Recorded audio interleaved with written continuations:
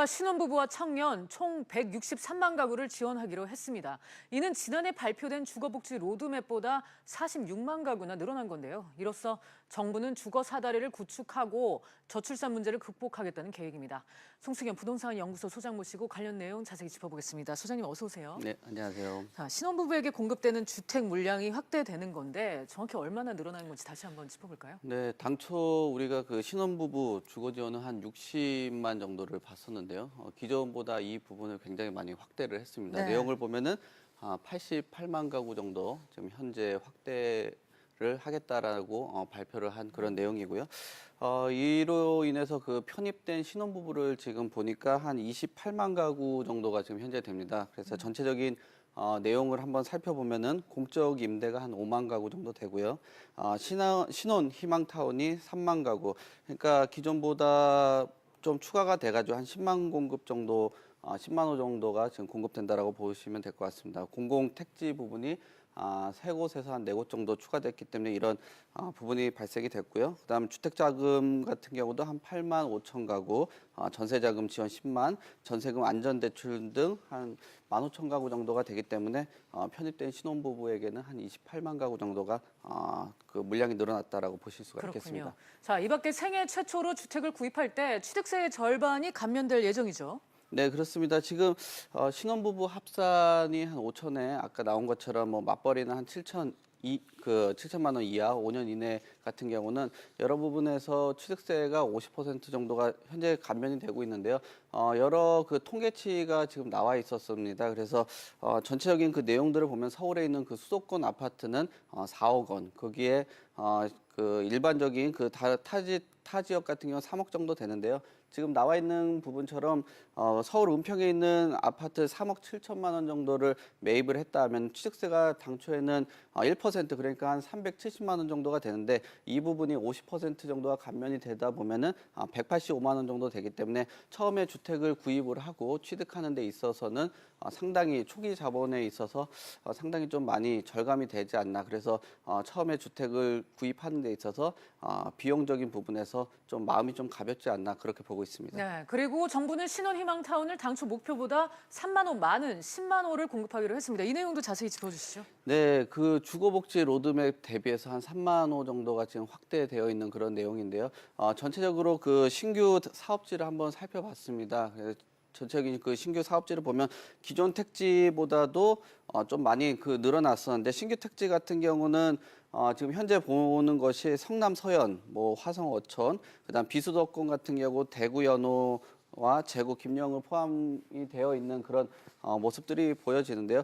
기존 택지하고 보여지고 또 그 신규 택지를 봤는데 뭐 개인적으로는 그 신규 택지 부분에서 그 선호도가 그렇게 좋지 않은 지역으로 개인적으로는 좀 보여집니다. 그래서 이 3만 원 확대된 그런 부분들이 얼마나 그 효과가 있을지 또 얼마나 선호도가 있을지는 한번 좀 지켜볼 필요가 있지 않나 그렇게 보고 있습니다. 네, 신혼희망타운의 입주 자격과 당첨 기준도 확정이 됐습니다. 한부모 가족도 신혼부부에 준하는 그런 지원을 받게 되는 거죠? 네, 그렇습니다. 뭐 지금 가장 그 내용 중에 좀 짙은 것이 순자산 기준 도입 이 부분이 가장 큰 부분인데요. 네. 기존에 있었던 그 뭐 금수저 논란에 대한 그런 내용들이 많았었는데 이런 부분들이 우리가 그 기준을 도입하면서 2억 5,060만 원으로 자격이 그 기준이 정해집니다.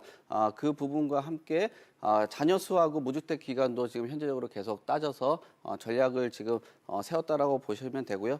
그 신혼타운의 그 입주 자격을 한번 살펴보면은 결혼 7년 차 1년 이내 그러니까 혼인 신고 예정인 예비 신혼 부부도 해당이 되고 있고요. 그다음에 월소득 기준 같은 경우는 외벌이 120%이기 때문에 기존과 같다라고 보시면 되고요.